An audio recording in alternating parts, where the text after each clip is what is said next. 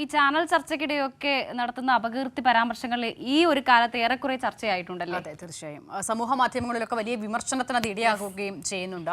ഈ വസ്തുതാപരമല്ലാത്ത കാര്യങ്ങൾ ഇങ്ങനെ ചർച്ചയ്ക്കിടയിലും അല്ലാത്ത തവണയും ഒക്കെ പറയുക, എന്നിട്ട് അത് വസ്തുത എന്ന തരത്തിൽ വലിയ തരത്തിൽ പ്രചരിപ്പിക്കുക. അപ്പോൾ ഇതിന്റെ യാഥാർത്ഥ്യം ശരിക്കും കണ്ടുപിടിച്ച് വരുമ്പോഴേക്കും ഈ വസ്തുതാവിരുദ്ധമായ പ്രചാരണം വലിയ നിലയിൽ എത്തിയിട്ടുണ്ടാകുമെന്നുള്ളതാണ്. അപ്പോൾ അങ്ങനെ ഒരു വാർത്തയിൽ ഒരു ഇടപെടൽ വന്നതാണ് ഇനി നമ്മൾ കാണുന്നത്.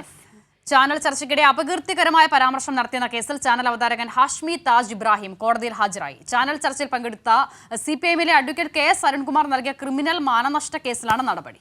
കോടതിയിൽ നേരിട്ട് ഹാജരാകുന്നതിൽ നിന്നും ഒഴിവാക്കണമെന്നാവശ്യപ്പെട്ട് ഹാഷ്മി സമർപ്പിച്ച അപേക്ഷ നേരത്തെ കോടതി തള്ളിയിരുന്നു. മാധ്യമങ്ങളെ ഉപയോഗിച്ച് നേട്ടമുണ്ടാക്കിയയാൾ എന്നതുൾപ്പെടെ തനിക്കെതിരെ ചർച്ചയ്ക്കിടെ ഹാഷ്മി നടത്തിയ പരാമർശങ്ങൾ അപകീർത്തികരമാണെന്ന് അരുൺകുമാർ പരാതിയിൽ ചൂണ്ടിക്കാട്ടിയിരുന്നു. അങ്ങനെ പക്ഷേ ഈ വിഷയങ്ങളെല്ലാം പ്രേക്ഷകരും നിരവധിയായി ചർച്ച ചെയ്യുന്നുണ്ട് എന്നുള്ളതാണല്ലോ. ഇത്തരത്തിലുള്ള പരാമർശങ്ങളൊക്കെ വരുമ്പോൾ അത് ഈ സമൂഹ മാധ്യമങ്ങളിലൂടെ പ്രേക്ഷകരിലേക്കും അതിവേഗം എത്തുന്നുണ്ട് എന്നുള്ളത് കൂടി. അതെ, തീർച്ചയായും ഈ ചാനൽ ചർച്ചകൾ എന്ന് പറയുന്നത് അതൊരു സംവാദത്തിന്റെ സ്വഭാവത്തിലുള്ളതാണ്, തർക്കത്തിന്റെ സ്വഭാവത്തിലുള്ളതല്ല. അപ്പോൾ ഈ താർക്കിക വിഷയങ്ങളിൽ ഉള്ള ഒരു പ്രവണതയാണ് ഇപ്പോൾ സംവാദങ്ങളിലേക്ക് മാറുന്നത്. അതായത് താർക്കിക വിഷയങ്ങളിൽ പലപ്പോഴും എതിർഭാഗത്ത് നിൽക്കുന്ന ഒരാൾ ഒരഭിപ്രായം പറയുന്നു.